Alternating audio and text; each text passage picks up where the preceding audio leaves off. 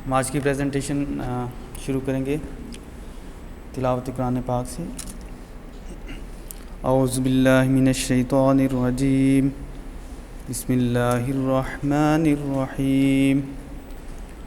इन्ना अअतैनाकल कौसर फसल्लि लिरब्बिका वन्हर इन्न शानिअका हुवल अबतर। सदक़ल्लाहुल अज़ीम। मेरा नाम डॉक्टर अंजुम रज़ा है और मैं इंटरनल मेडिसिन डिपार्टमेंट से हूँ। आज का हमारा टॉपिक है 3 common obstetric medical problems. Pregnancy में मल्टीपल प्रॉब्लम्स हैं जो कि हमें दरपेश होती हैं, जिनमें 3-4 इम्पॉर्टेंट प्रॉब्लम्स हैं, उनको हम आज देखेंगे जो कि मेडिसिन डिपार्टमेंट से रिलेटेड हैं।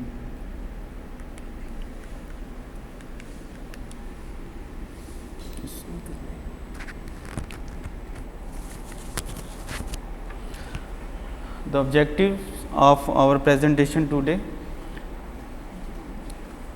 provide an overview of the management of hypertension in pregnant individuals and evidence for blood pressure targets, provide guidance on venous thromboembolism diagnosis for pregnant individuals, and to provide an overview and management options for different pre-existing and antepartum thyroid diseases. Basically 3 condition जो हैं वो hypertension, VTE, Venus thromboembolism और thyroid disease, ये हम discuss करेंगे। सबसे पहले hypertension. Hypertension develop क्यों होती है during pregnancy? Brief see pathophysiology जो है haemodynamics. During pregnancy preload is increased due to increase in blood plasma volume. Afterload is reduced due to decrease in systemic vascular resistance, and heart rate is increased. All these 3 conditions simultaneously leads to develop hypertension.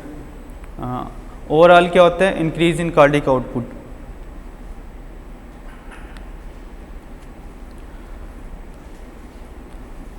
Pregnancy में अगर हम hypertension की बात करें तो उसको हम classify करते हैं मुख्तलिफ कैटेगरीज में, जिसमें प्री एग्जिस्टिंग हाइपरटेंशन या इसे क्रॉनिक हाइपरटेंशन भी बोलते हैं। Hypertension development before 20 weeks gestational age, जो 20 हफ्तों से पहले अगर हाइपरटेंशन डेवलप हुई है, आपने ब्लड प्रेशर रिकॉर्ड किया ज़्यादा आ रहा है, तो उसको हम प्री एग्जिस्टिंग हाइपरटेंशन कैटेगरी में इंक्लूड करेंगे या फिर क्रॉनिक हाइपरटेंशन लेबल करेंगे। Gestational hypertension, hypertension development after 20 weeks gestational age. Preeclampsia, hypertension as described above, generally after 20 weeks of gestation and one of the following: new proteinuria develop हो जाए जिसकी value होगी 30 milligram per millimole in random urine sample या फिर 0.3 grams per day. Adverse conditions like headache, visual symptoms, chest pain, dyspnea, decreased oxygen saturation, HELP syndrome, right upper quadrant pain, elevation of serum AST, ALT, LDH, abnormal fetal heart rate, intrauterine growth retardation, या फिर कोई भी severe complication develop हो जिसमें eclampsia, stroke, pulmonary edema, MI, AKI, hepatic dysfunction, placental abruption, still birth. तो ये pre eclampsia की definition है. उसमें एक तो ये 20 वीक से अबव गेस्टेशनल एज हो, हाइपरटेंशन की जो लिमिट है उसको मीट करते हो, और इनमें से कोई एक चीज़ डेवलप हो जाए, ये जो 3 पॉइंट्स मैंने बताए हैं, तो उसको हम लेबल करेंगे pre eclampsia. Diagnosis of hypertension, cut off value कौन सी है? 140 systolic blood pressure and 90 diastolic blood pressure. ये है ऑफिस या इन हॉस्पिटल सेटिंग्स में, या फिर 135 सिस्टोलिक और 85 डायस्टोलिक. इससे अबव रिकॉर्ड होता है in the settings of ambulatory और home blood pressure measurement. Usually blood pressure जब हम हॉस्पिटल में मेजर करते हैं तो 5 पॉइंट वैसे बड़ा होता है स्ट्रेस की वजह से या पेशेंट सफ़र ट्रैवल करके आए, तो 5 पॉइंट से हम अबव लेते हैं इन हॉस्पिटल सेटिंग्स। अगर ब्लड प्रेशर मोर देन 160 है और diastolic blood pressure more then 110 है तो इसको हम बोलेंगे severe hypertension during pregnancy. Treat हम कैसे करेंगे? प्रेगनेंसी में ब्लड प्रेशर की मैनेजमेंट थोड़ी सी डिफरेंट है आम पॉपुलेशन की निस्बत। कुछ ड्रग्स जो हैं वो हम दे सकते हैं, कुछ कॉन्ट्राइंडिकेटेड है। ये वो ड्रग्स हैं जो हम यूजुअली आम पॉपुलेशन में कम यूज़ करते हैं, लेकिन प्रेगनेंसी में ये फर्स्ट लाइन ड्रग्स कंसिडर होती हैं, जिनमें मिथाइल डोपा, लेबिटालोल, निफेडिपिन। अगर नॉन सीवियर हाइपरटेंशन है तो ये 3 ड्रग्स जो हैं हम यूज़ करेंगे। मिथाइल डोपा की डोज जो है 250 to 750 milligram twice a day, maximum 2 gram तक हम दे सकते हैं। Labetalol 100 milligram to 300 milligram per oral twice a day to 4 times a day हम दे सकते हैं, maximum 1200 milligram per day. Nifedipine slow releasing nifedipine जो है 20 milligram to 60 milligram per oral, maximum 120 milligram per day. अगर सीवियर हाइपरटेंशन है जिसमें systolic blood pressure more then 160 है या डायस्टोलिक मोर देन 110, उनमें हम लेबिटालोल यूज़ करेंगे 20 milligram IV state, and then we can repeat 20 milligram to 80 milligram every 30 minutes. Nifedipine, short acting nifedipine 5 milligram to 10 milligram per oral every 30 minutes, and hydralazine हम use कर सकते हैं 5 milligram intravascular, and then we will repeat 5 to 10 milligram every 30 minutes.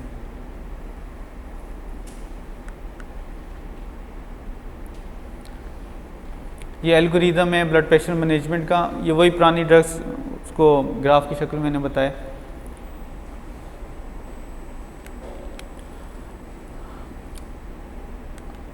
Blood pressure more than 140 no, अगर नहीं है तो फिर normal blood pressure. अगर ज़्यादा है फिर हम इसमें देखेंगे कि सीवियर हाइपरटेंशन है या नॉन सीवियर हाइपरटेंशन। सीवियर है तो फिर उसमें ऑब्स्टेट्रिक इमरजेंसी है, उसमें IV मेडिकेशन हम यूज़ करेंगे।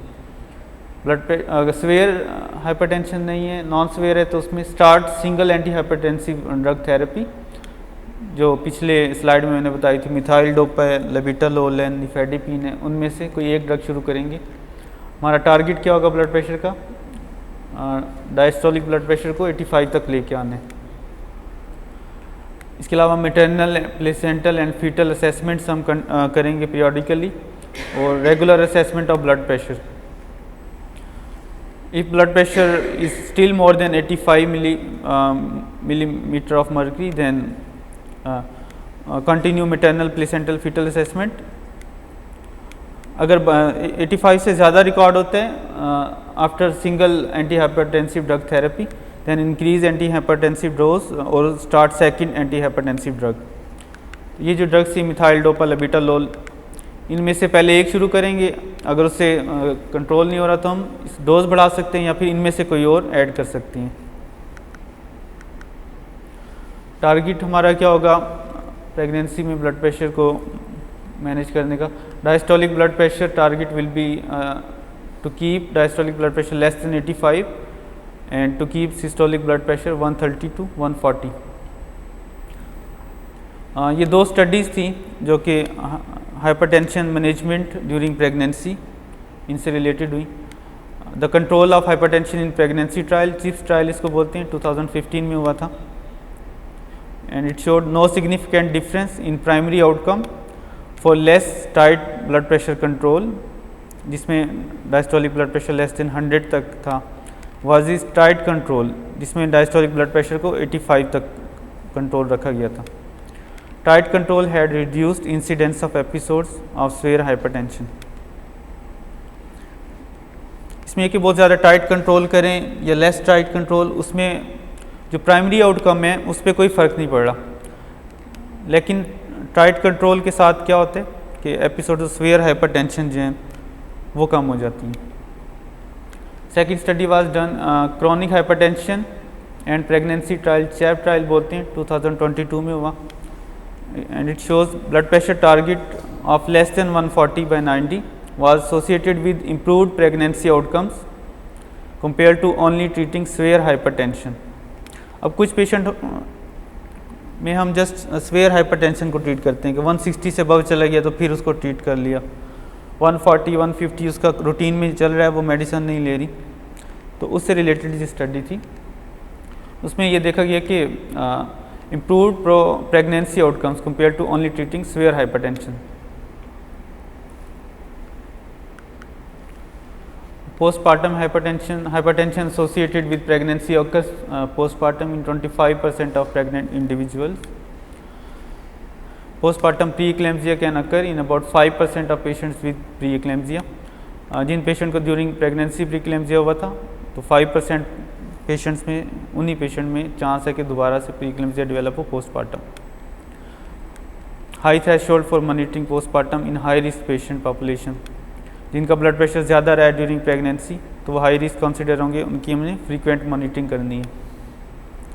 Management similar to antepartum preeclampsia and hypertension. Postpartum management भी सेम है जिस तरह हमने ड्यूरिंग प्रेगनेंसी की थी. अच्छा, ये स्लाइड इंपॉर्टेंट है. Anti hypertensive to be avoided in pregnancy. इसमें कुछ ड्रग्स टोटली कंट्राइंडिकेटेड हैं, कुछ को हमें अवॉइड करना चाहिए. एस इनहिबिटर्स और ARBs जो हैं ये टोटली कंट्राइंडिकेटेड हैं. इसका रीज़न ये है कि ACE inhibitor is teratogenic in the second and third trimester resulting in fetal anuria, oligohydramnios, hypocalvaria, intrauterine growth restriction and patent ductus arteriosus and even death. ARBs हैं they are teratogenic in the second and third trimester.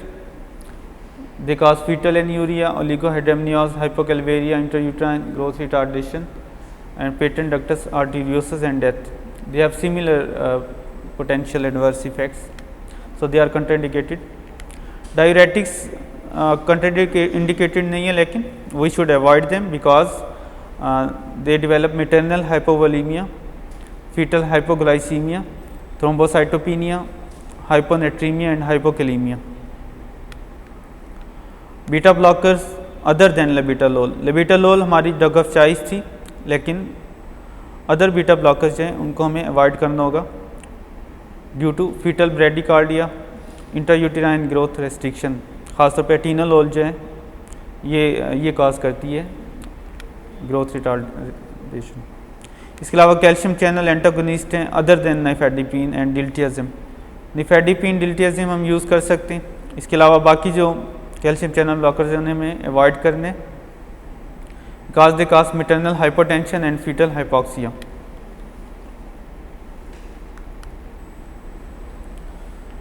So second topic is venous thromboembolism in pregnancy.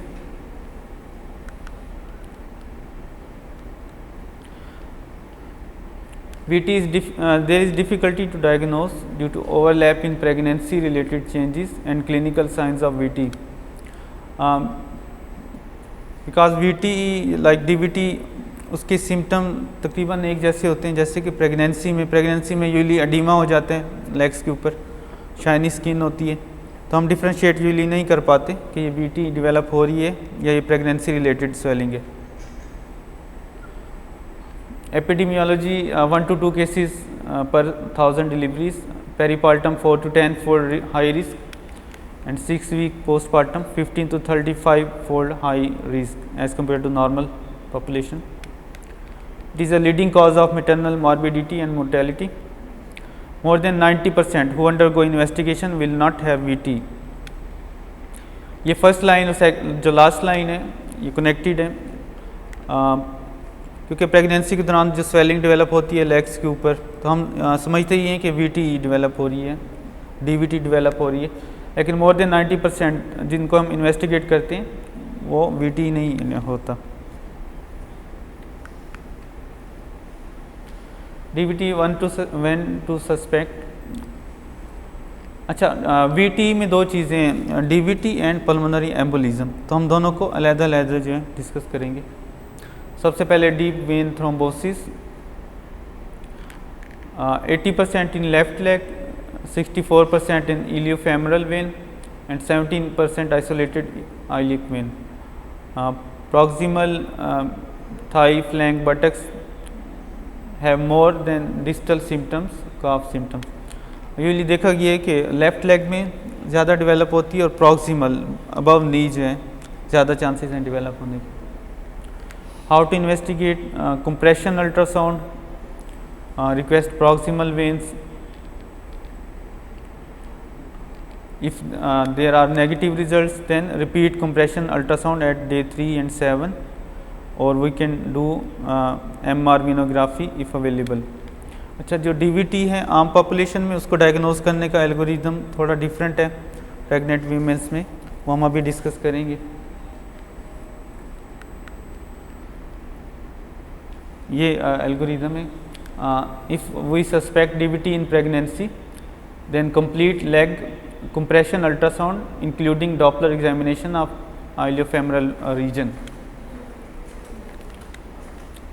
If positive, then it is confirmed DVT. If negative, then if there is high clinical suspicion remains, then consider serial ultrasounds including examination of iliofemoral region on day 3 and day 7.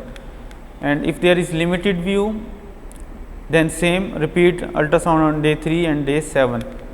And if we suspect iliac DVT, especially if back or buttock pain, then consider unenhanced MRV or contrast venography. आम population में क्या होते हैं, हम सबसे पहले ultrasound Doppler ultrasound करवाते हैं. अगर पॉजिटिव है तो DVT, अगर नेगेटिव है तो फिर हम D डाइमर्स करवाएंगे, एक्सरे चेस्ट करवाएंगे. इसके अलावा CT पल्मोनरी एंजियोग्राफी की तरफ जाएंगे. लेकिन इसमें डिफरेंट है, इसमें हमने अवॉइड करनी है ये चीज़ें, इसलिए इसका एल्गोरिदम थोड़ा डिफरेंट है. इसमें अगर नेगेटिव आता है तो उसको हम हाईली सस्पिशन है, क्लिनिकल सस्पिशन है तो रिपीट करेंगे after day 3 and 7, direct CTPA की तरफ नहीं जाएंगे. Now pulmonary embolism, when to suspect acute onset of dyspnea, pre-syncope or syncope, hypoxia on exertion, sinus tachycardia, not improved or worse postpartum. Who to investigate? अच्छा, ये भी जिस तरह DVT था कंफ्यूजिंग प्रेगनेंसी से रिलेटेड सिम्टम थे, pulmonary embolism के भी थोड़े से मिक्स सिम्टम होते हैं लाइक प्रेगनेंसी में भी बाज़ का शॉर्ट ऑफ ब्रेथ हो जाता है पेशेंट नॉर्मली. तो उसमें मतलब तो कंफ्यूज होते हैं कि हम पल्मोनरी एम्बोलिज्म डेवलप हो रही है या फिर ये प्रेगनेंसी इंड्यूस्ड ओवरलोड है या शॉर्टनेस ऑफ ब्रेथ है. Who to investigate? Calculate pre-test probability of pulmonary embolism using Years criteria. ये Years criteria हम अभी डिस्कस करेंगे, उसमें क्लिनिकल सिम्टम्स और D डाइमर्स आ जाएंगे. How to investigate CT pulmonary angiogram. Second option है हमारे पास ventilation perfusion scan. Ventilation perfusion scan जो है उसकी less radiation to mom than baby. इसको हम डिटेल से आगे डिस्कस करेंगे. So VQ scan versus CTPA.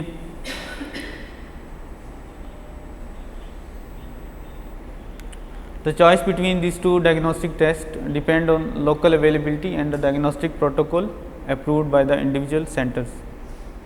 CTPA has potential advantages over VQ scan, such as more readily available, higher sensitivity and specificity, and lower fetal radiation exposure.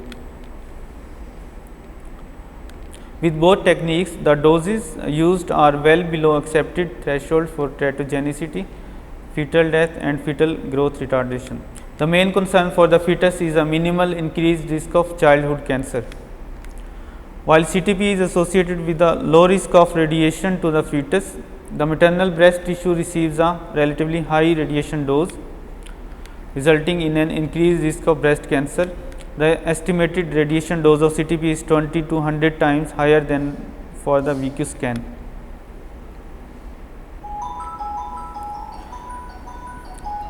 अच्छा, ये VQ scan और CTP दोनों जो हैं radiation जो है cause करते हैं to both mother and foetus.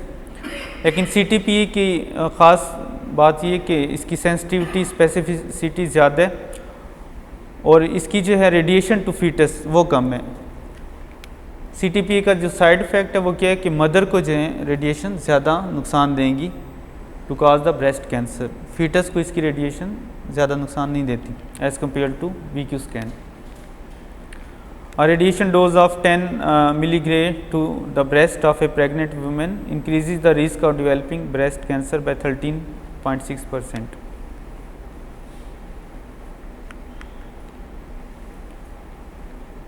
ये एक स्टडी हुई थी आर्टेमिस स्टडी के नाम से in 2029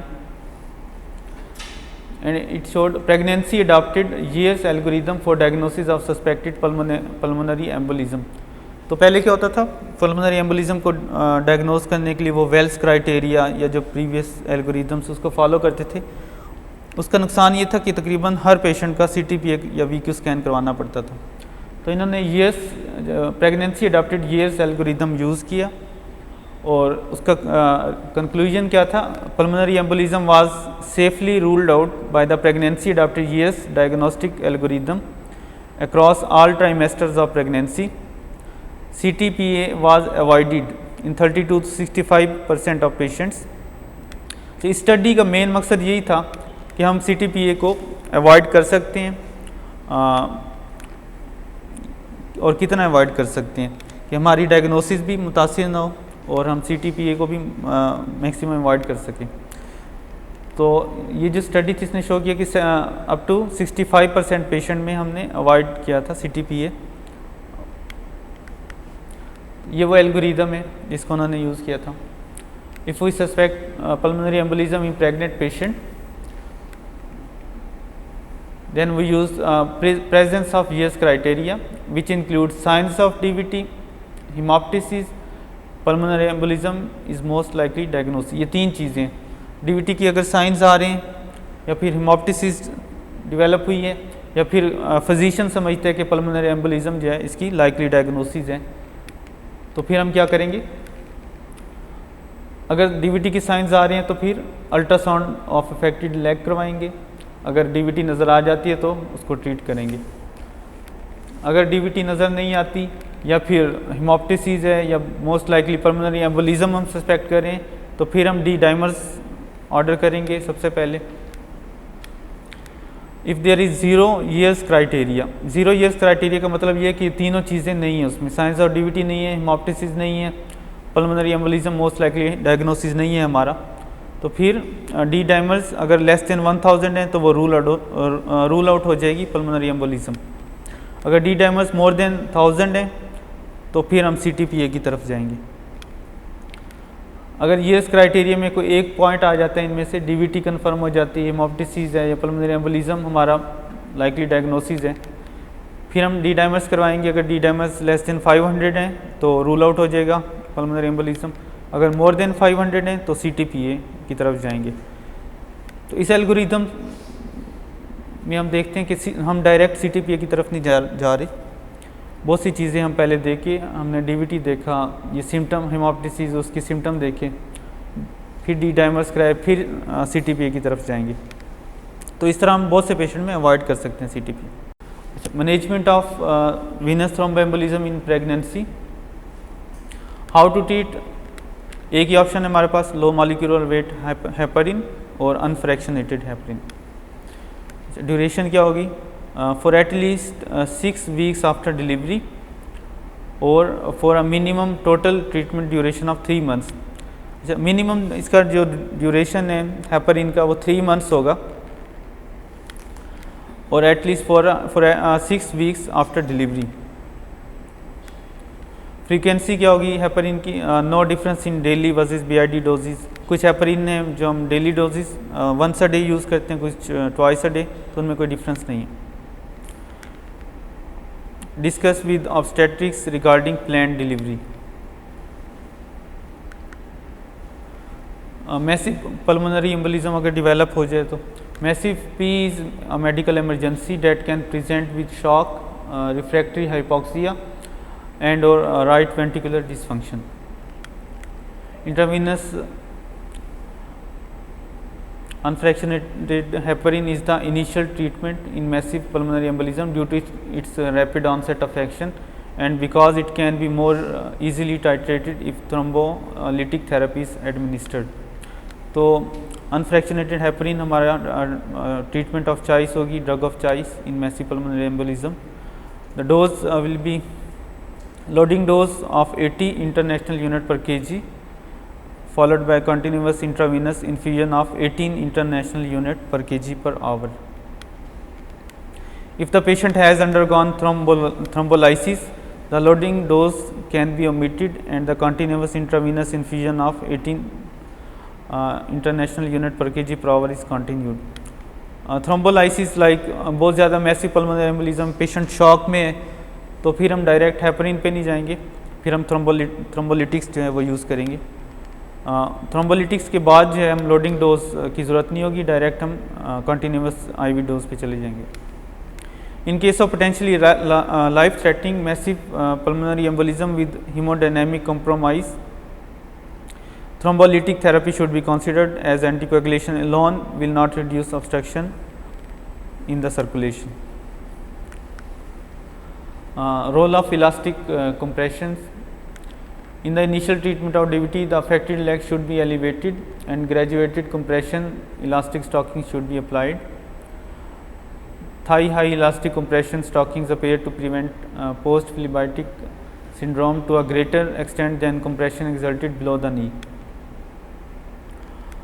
Indications के हैं elastic compressions की. Hospitalized pregnant women in home low molecular weight heparin therapy is contraindicated. Post cesarean hospitalized women also receiving low molecular weight heparin prophylaxis at particularly high risk of VT like previous episodes हुई थी VT की, या presence of more than 3 risk factor for VT. Pregnant women with a history of VT currently undergoing low molecular weight heparin treatment, and pregnant women undertaking journeys lasting more than 4 hours. तो ये इन सब cases में हम elastic compression जो हम use करेंगे. New oral anticoagulants जो हैं वो हम यूज़ कर सकते हैं या नहीं.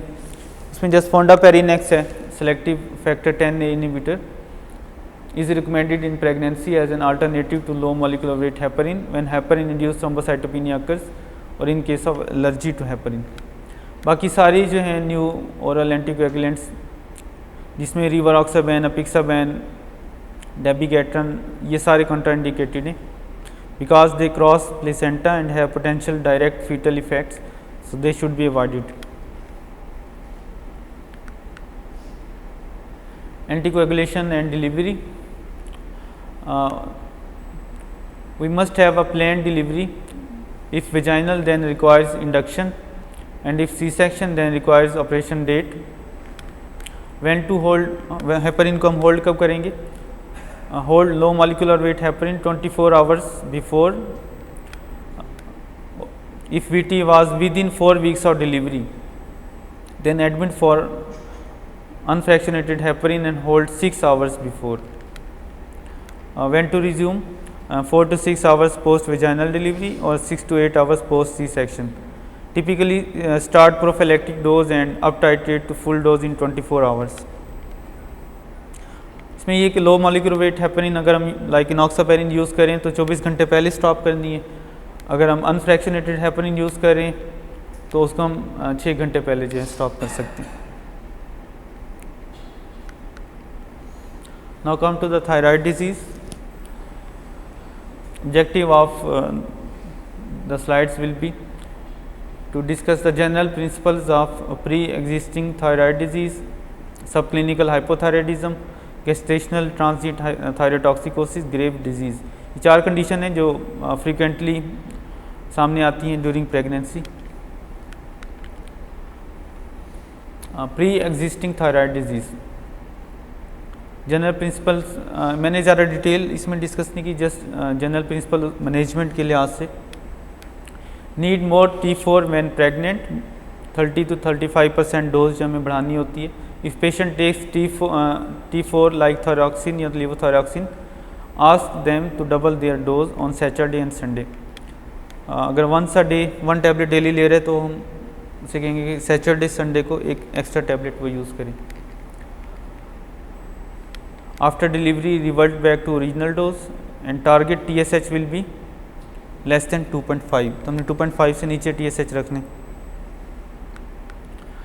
सब clinical hypothyroidism. Subclinical hypothyroidism, also called mild thyroid failure, is diagnosed when peripheral thyroid hormone level T3, T4 are within normal reference laboratory range, but serum thyroid stimulating hormone levels are mildly elevated. When indicated, treat with levothyroxine. अब ये cases बहुत frequently आते हैं during pregnancy. उसमें T3, T4 normal होगा, लेकिन TSH जो उसकी अपर कट ऑफ वैल्यू है 4 उससे ज़्यादा होता है, 5 या 6 या 7.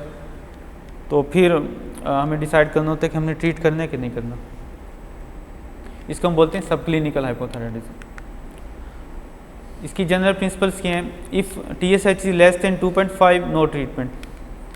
If TSH above 2.5 then order thyroid peroxidase antibodies. If thyroid peroxidase antibodies are positive and TSH is above 2.5, then treat. If antibodies are negative and TSH is between 2.5 to 4, then no treatment required. If TSH is between 4 to 10, then consider treatment. If TSH is more than 10, then we will treat. इसमें बस ये कि thyroid peroxidase antibodies जो हैं या simple इसमें अगर हम रूल बना लें तो 4 तक अगर TSH आ रहे तो हमें ट्रीट करने की ज़रूरत नहीं है. अगर एंटीबॉडीज़ नेगेटिव आ रही हैं, अगर पॉजिटिव आ रही हैं, फिर मोर देन 2.5 है तो ट्रीट करेंगे, अदरवाइज 10 तक हम ट्रीट नहीं करेंगे. सिंपल ये रूल. टारगेट TSH इसमें भी सेम लेस देन 2.5 होगा.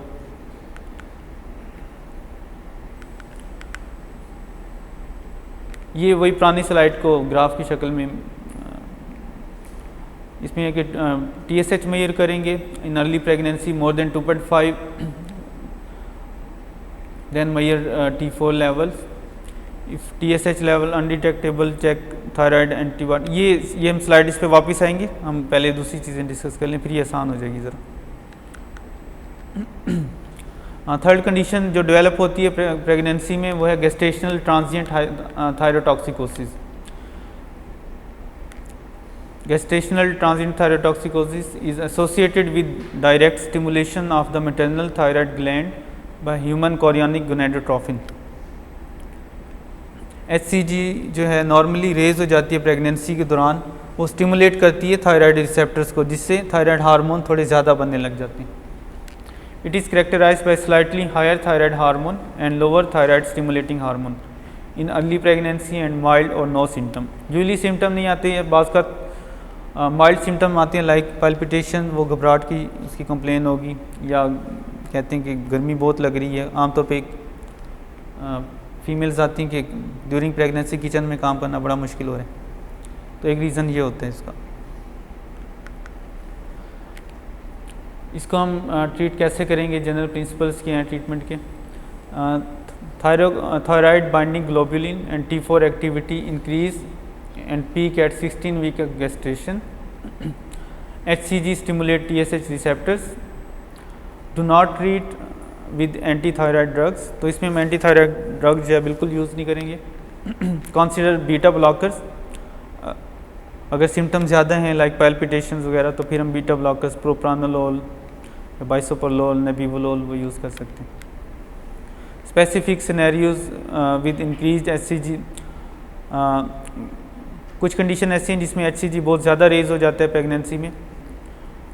वो ये कंडीशन है लाइक ट्विन और triplets, hyperemesis gravidarum, molar pregnancy और कोरियोकार्सिनोमा. तो इन कंडीशन के साथ ये सिम्टम ज़्यादा शो होंगे लाइक पैल्पिटेशंस, उनमें हम फिर बीटा ब्लॉकर्स यूज़ कर सकते हैं. एंटी थायराइड ड्रग को हम अवॉइड करेंगे. Last one is Graves disease. Grave disease is an autoimmune disorder that leads to an overactive thyroid gland hyperthyroidism. इसमें एंटीबॉडी कौन सी पॉजिटिव होती है? ये thyroid stimulating hormone receptor antibody, इसे TSH रिसेप्टर एंटीबॉडी या थायराइड रिसेप्टर एंटीबॉडी भी कहा जाता है। इसकी मेन सिम्टम्स जो हैं rapid heart beat, increased appetite, weight loss, feeling nervous, diarrhoea और more frequent bowel movements. General principles to treat grave disease in pregnancy: manage in consultation with specialist. Anti-thyroid drugs are teratogenic. Monitor mild subclinical hyperthyroidism. अगर symptom इतने ज़्यादा नहीं हैं तो हम उसको treat नहीं करेंगे. If treating, use propyl thiouracil in first trimester and methimazole after. First trimester के बाद जो है मेट्रिमाजोल यूज़ करेंगे और discontinue antithyroid drugs if possible. Use lowest possible dose, aim for T4 at high normal. Patients with Graves previously treated with radioiodine therapy और thyroidectomy should still have thyroid antibody levels checked in first trimester and beyond week 20. If high, then alert obstetrics to monitor fetal thyrotoxicosis. तो grave disease में hyperthyroidism होते हैं, लेकिन मसला ये कि एंटीथायराइड drugs जो हैं वो टेरेटोजेनिक हैं, तो कोशिश करें कि कम से कम हम यूज़ करें. माइल्ड सिम्टम है तो हम उसको ट्रीट नहीं करेंगे. सिम्टम्स अगर ज़्यादा लाइक पैल्पिटेशंस, वॉमिटिंग, नर्वसनेस, फिर हम प्रोपाइल थायोरेसिल फर्स्ट ट्राइमेस्टर में उसके बाद हम दोबारा से इवेलुएट करेंगे. अगर सिम्टम कम है तो फिर हम डिसकंटिन्यू कर देंगे ट्रीटमेंट को. अगर सिम्टम अभी भी ज़्यादा हैं तो फिर हम मेट्रिमाजोल यूज़ करेंगे in second and third trimester. चलिए, कोई सवाल आप लोगों का?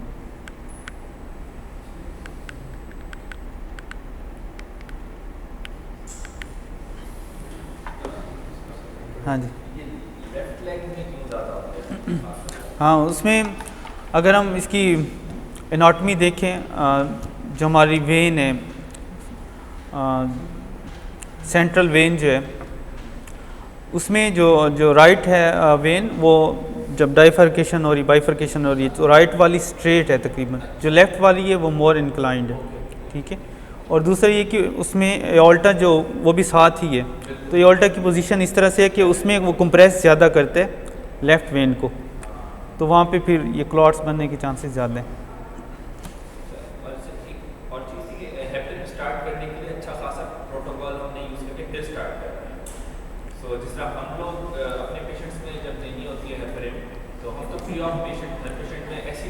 तो इसमें भी ऐसे ही देनी है, इसमें भी कोई प्रोटोकॉल नहीं है. हाँ, वो बिल्कुल वो है टू डायग्नोस. और इतने ज़्यादा प्रोटोकॉल का मकसद सिर्फ ये था कि हम CTPA को अवॉइड कर सकें, VQ स्कैन और CTPA को. ऐसा ना हो कि कोई भी हम थोड़ा सस्पेक्ट करें तो फ़ौरन CTPA की तरफ भागें या VQ स्कैन की तरफ.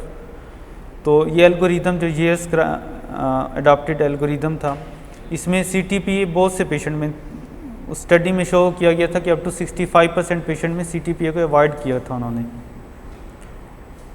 तो ये नहीं, फिर क्योंकि हमने मिनिमम 3 मंथ्स के लिए देनी है. ठीक है, जो कि इस एक्सटेंड भी ये मिनिमम है उसका 3 मंथ्स, तो हम बगैर डायग्नोसिस के भी नहीं दे सकते.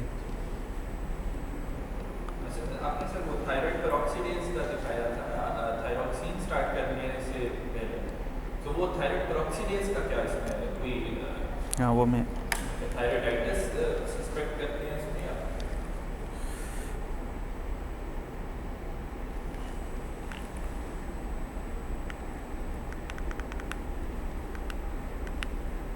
मतलब 2.5 से कम. हाँ, ये थायराइड पेरोक्सीडेज का है, मतलब उससे क्या पता चलता है? हाँ, थायराइड पेरोक्सीडेज में अब सब क्लिनिकल हाइपोथायराइडिज्म, पिछली स्लाइड में मैंने बताया था कि नॉर्मली T3 T4 हाँ, ये फिजियोलॉजिकल चेंजेस आ जाती हैं, तो हमें माइल्ड केसेस को ट्रीट करने की ज़रूरत नहीं है. लेकिन अगर थायराइड पेरोक्सीडेज एंटीबॉडीज़ जो हैं वो पॉजिटिव आ रही हैं, जो कि ऑटोइम्यून थायराइडाइटिस को शो करते हैं, उसमें हमें फिर उसमें फिर अगर 2.5 से ज़्यादा आ रही है TSH तो फिर हमें ट्रीट करना है. अगर ये नेगेटिव है तो वो फिर pregnancy induce normal physiological changes हैं, तो उसमें फिर इतनी ज़रूरत नहीं होती इसको ट्रीट करने की, इसलिए TPO को हमने चेक करना है। और वैसे वो डीवीटी स्टॉकिंग्स में मुझे लगा कि थ्रेड बड़ा मतलब सोच समझ के नहीं है, मतलब मुझे नहीं, लगता है कि सोच समझ के नहीं। किसी को इसमें लगे इतनी सारी इसमें एक तो ये इंडिकेशंस हैं और ये बहुत ही ब्रॉड सी हैं। कोई भी प्रेग्नेंट वीमेन जो हॉस्पिटलाइज्ड है जिसमें हेपरिन थेरेपी नहीं यूज़ कर सकते, उन सबको हम इलास्टिक कंप्रेशन दे सकते, पहना सकते हैं, ठीक है। जिनको हम दे सकते हैं अपने थेरेपी, उनको क्यों नहीं पहना देते? उनको भी पहनानी, ये सेकंड केस जो कि प्रोफिलैक्सिस यूज़ कर रहे हैं या ऑन ट्रीटमेंट हैं, उनको भी हमने पहनानी है, ठीक है। और अगर उसको प्रीवियस हिस्ट्री है तो उनको भी पहनानी है। तो इनमें सिर्फ बच वो जाएंगी जिनको कोई इंडिकेशन नहीं है, जो बिल्कुल थिन लीन है, कोई रिस्क फैक्टर नहीं है, तो उनको भी पहनानी है, तो कोई इशू नहीं है।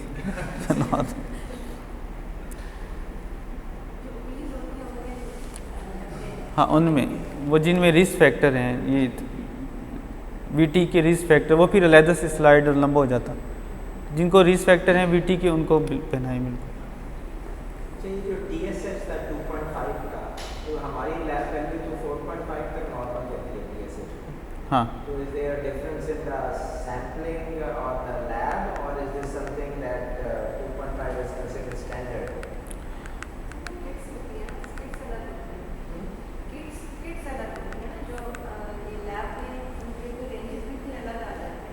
हाँ, वो यही है कि इस वाली जो 2.5 की रेंज है, इसका नॉर्मल रेंज सर ये जो मैंने रिसर्च आर्टिकल्स रीड किए ना, उनकी अपर रेंज जो थी ना वो 2.5 थी। कि हमारी जो ये हमारे लैब का डिफरेंस। 5 तक भी नॉर्मल। हाँ जी, तो हमारा 5 होगा। हमारा फिर 5 होगा। इसको मुझे शायद मज़ीद कंफर्म करना पड़े, क्योंकि उन्होंने जो रेंज बताई हुई थी वो 0.5 to 2.5 तक की नॉर्मल जो उन्होंने बताई थी। हाँ, इस तरह से 4 तक नहीं करते। यूजली 10 तक भी सब क्लिनिकल जो है आम पेशेंट में तो 10 तक भी नहीं करते। तो उसका सिंपल रूल ये है कि प्रेगनेंसी में अगर वो आती हैं सब क्लिनिकल, तो थायराइड पर ऑक्सीडेज एंटीबॉडीज़ कराएं। अगर वो नॉर्मल रेंज से अप आ रहे हैं TSH, फिर उसको ट्रीट करें। अगर TPO नेगेटिव है फिर 10 तक तो हम ट्रीट नहीं करेंगे। हमारे पास हो जाते हैं ना थेरेपी? हाँ जी, ये बिल्कुल होता है। रिटर्न टाइम कितना है? जी सर, कब तक वापस आती है? पहले तो काफ़ी टाइम लेते थे, आउटसोर्स ही है, ये जल्दी नहीं आते वापस। तो वो हाइपरटेंशन इन प्रेगनेंसी निकाला उसका कोई? इसमें 1 ड्रग और 2 ड्रग में आप कितनी देर वेट करेंगे? ये जो ये रेड वाला है। सर इसमें 24 to 48 आवर्स, क्योंकि इन सब की हाफ लाइफ जो है वो 12 आवर्स या मैक्सिमम 24 आवर्स तक की है। तो उसमें अगर कंट्रोल नहीं कर पा रही तो फिर हम उसमें ऐड कर सकते हैं। क्योंकि आमतौर पे तो ब्लड प्रेशर कम हो जाता है ना प्रेगनेंसी में। हाँ, आमतौर पर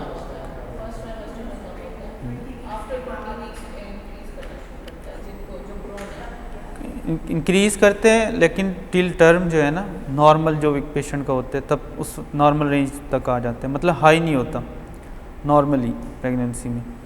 लेकिन हाइपरटेंशन अगर वो ज़्यादा रिकॉर्ड हो रहे तो वो हाइपरटेंशन ही है। अगर 20 हफ्तों से पहले है तो वो क्रॉनिक है या प्री एग्जिस्टिंग है, 20 के बाद वो गेस्टेशनल हो जाएगी।